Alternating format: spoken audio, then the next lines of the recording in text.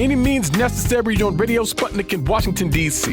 I'm your host, Sean Blackman, here with Jacquie Lukman. And as always, we are your guide for connecting the political, social, and economic movements shaping the world around us. And it's Friday, which means it's time for another edition of our weekly segment, The Red Spin Report, where we discuss sports, politics, and struggle with Justin Williams, the co-host of the Red Spin Sports Podcast. Justin, thanks so much for joining us. Oh, thanks so much for having me, Sean and Jacquie.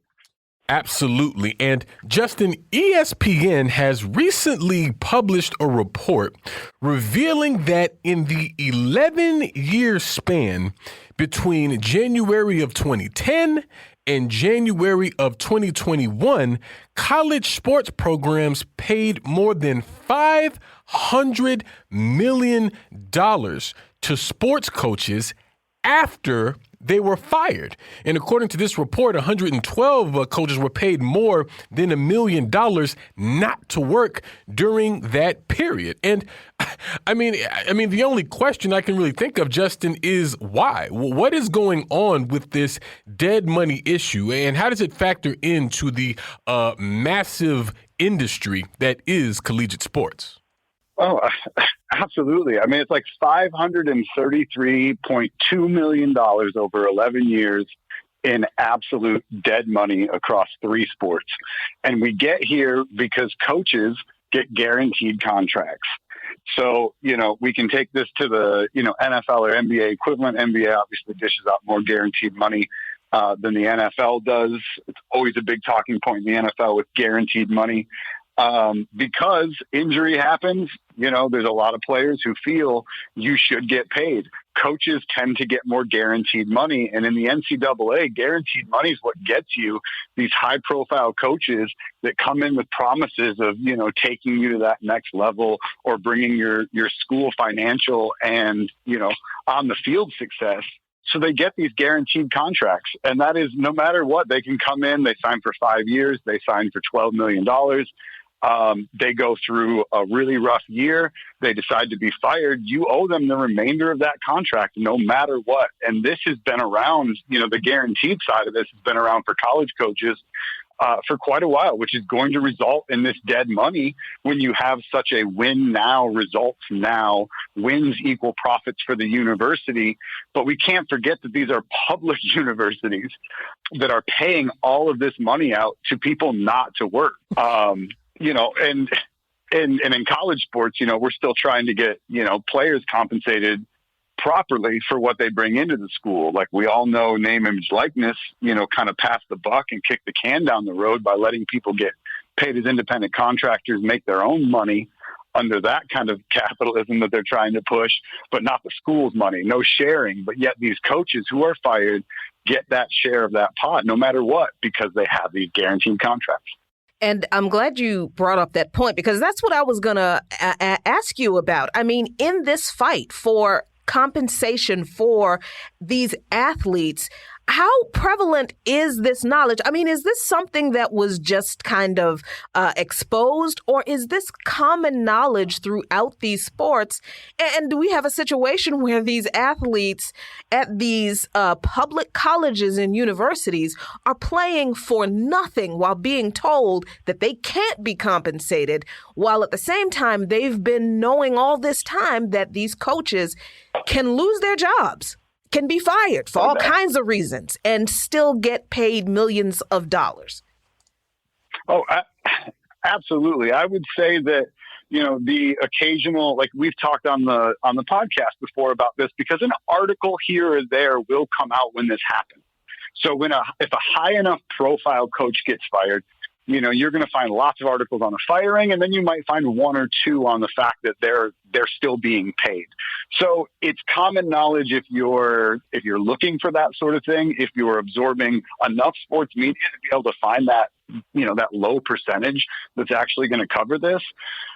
This is the first larger report to actually focus on kind of the idea as a whole. So I'm hoping this brings a lot more attention, but it's so juxtaposed with how we cover say, the infrastructure bill, right? Where the media covers that from just a big scary number and horse race. It's only who's going to come out on top, who's going to do what, and look at this big scary number, but there's no human faces. There's no human faces to connect to what issues are on the bill.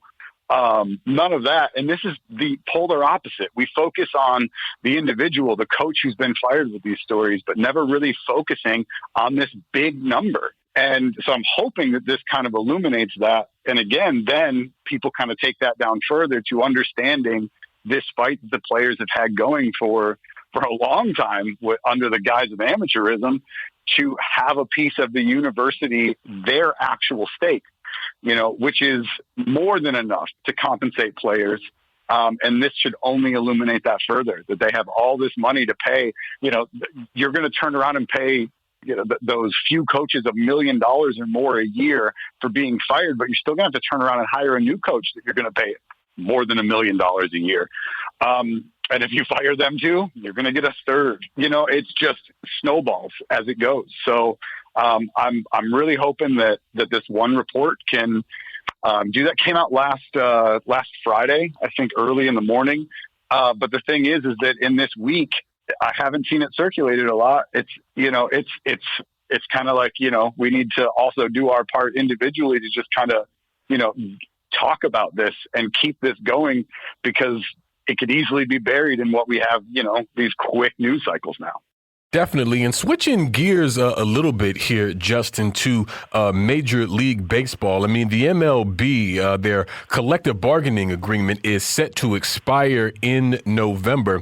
And Scott Boras, who's a prominent agent, was saying about how basically, if I'm understanding it correctly, the kind of dropping in teams' performance, has kind of become consistent throughout the league, and that this is actually what's to attribute to the victory of the Atlanta Braves winning the World Series, calling it, quote, a competitive cancer.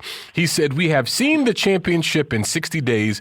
The rules allow them to be a less than .500 team at August 1st and add 4 players.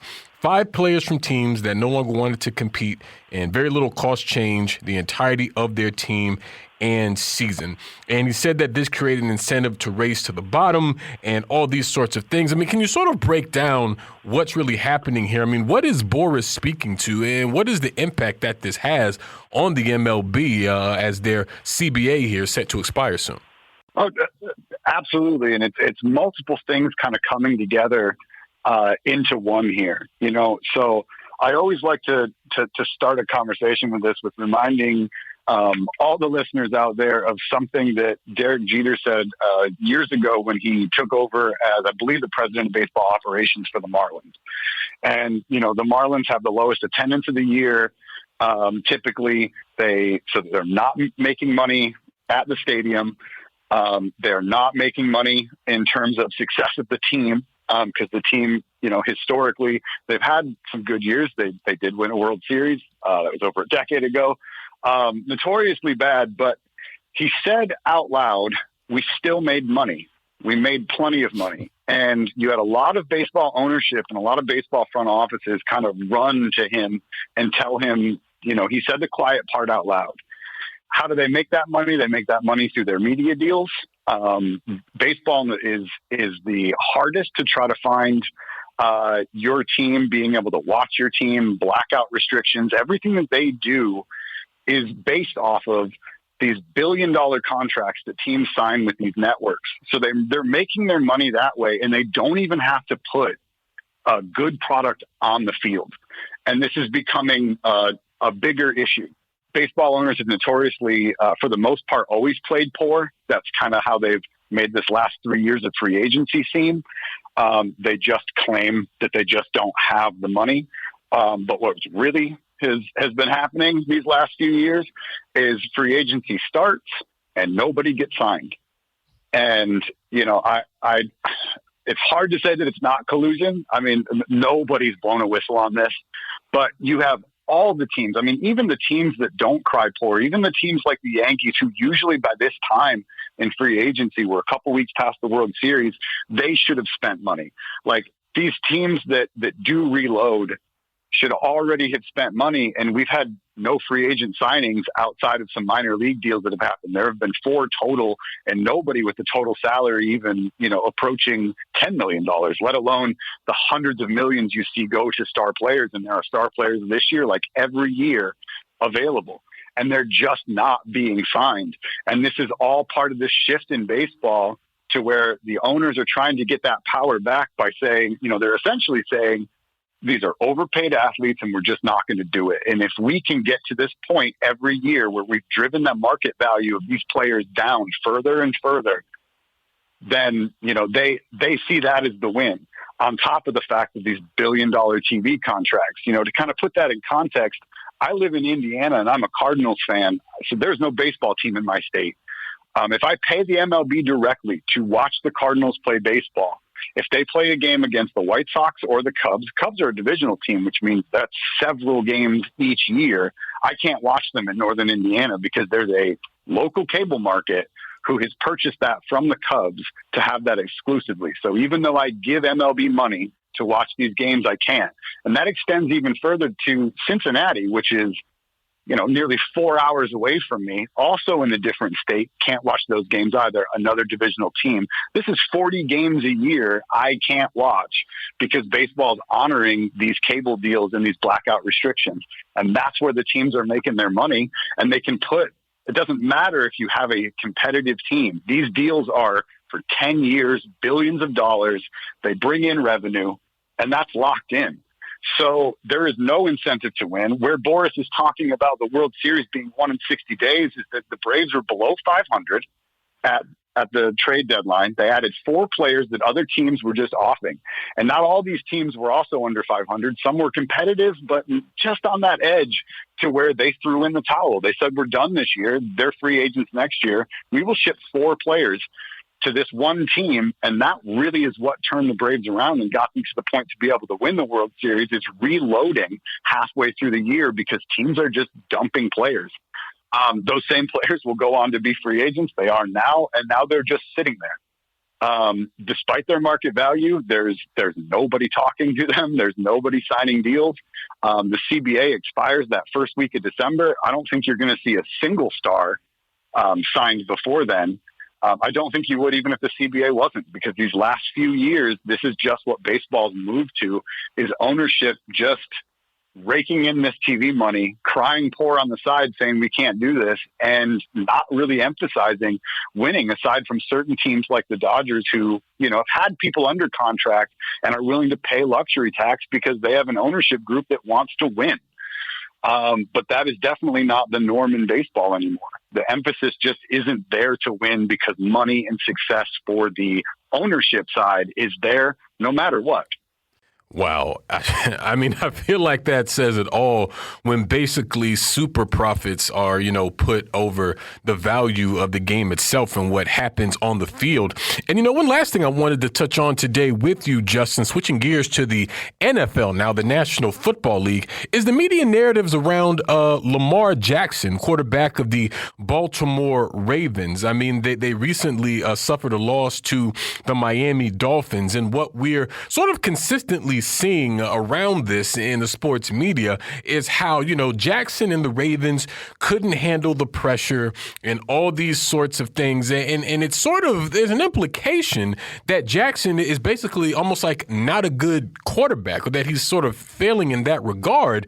Although I think his stats would, tell quite of the story on the one hand. And also it's this old issue of, when white quarterbacks are suffering, that they don't face the same kind of scrutiny. But how was the Lamar Jackson issue playing out from your view?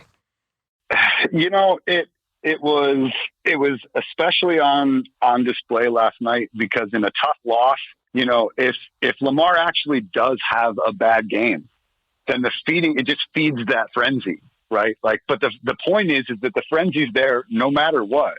Going all the way back to when he was drafted and everyone saying he should play wide receiver. The whole idea is that, his athleticism sets him apart. And then it's the intellect that puts him, maybe not in that quarterback class, which we all know what they're saying there. This is the same NFL that's basically been caught, medically pushing a eugenics profile all the way up until this year. They got caught doing that. this is nothing new for the NFL to have this kind of rhetoric surround a quarterback like Lamar Jackson. And it's happened. I don't want to single him out as, he's the only black. All black quarterbacks have had to face this. His is just especially egregious, considering that the stats don't line up with the rhetoric in any way. So in a bad game, even like last night in a loss where, the Ravens offense altogether played poorly. You had a lot of drops, you had a lot of bad routes, and the defense just swarmed him. The offensive line did not protect him. But again, this morning, I'm reading it right now. Lamar Jackson can't handle the pressure and shocking loss to Dolphins. So it goes on his shoulders. And that can't handle the pressure always comes back to the same things like decision making. So again, we're attacking the cognitive reasoning of a black quarterback because it always comes down to that. It's never a question of athleticism. They'll talk about the fact that he can run, but they won't talk about the fact that he can throw. They like to separate that stat too, when really he has, as a quarterback, he has the highest yards per game this year of anyone in the NFL. But most people, when they deliver that stat, break it apart and show pass and rush separate to just make sure the audience, knows that he would be a better running back than quarterback by framing it that way.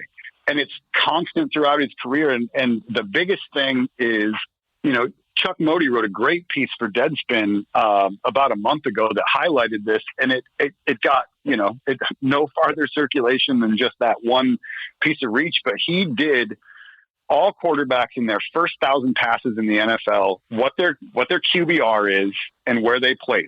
So this is all-time quarterbacks, and it's Patrick Mahomes, Kurt Warner, Deshaun Watson, Dan Marino, and Lamar Jackson sitting fifth. So who's not on this list? Tom Brady, Peyton Manning, Drew Brees. Through his first 1,000 passes, Lamar is the fifth best quarterback of all time in QBR rating. So we're talking about somebody who has just had a phenomenal start. He has the most wins of anybody his age. He just tied a Michael Vick record that's, a lot of people thought wouldn't be broken. This is a phenomenal player. So to have all of this rhetoric still swarm around him, I think points to race and race alone. Because again, Mac Jones can have, a game where he gets dropped passes, he's not pass protected, and it's the team let him down or they couldn't protect him. It doesn't come back to that cognitive, like his reasoning, his ability to think or handle pressure. And I think we all know that there's only one real difference between Mac Jones and Lamar Jackson that these people see. Definitely. Well, we thank you so much, Justin, for joining us today. We're going to leave it there. We'll move to a break here on By Any Means Necessary on Radio Sputnik in Washington, D.C. We'll be right back, so please stay with us. By any means necessary.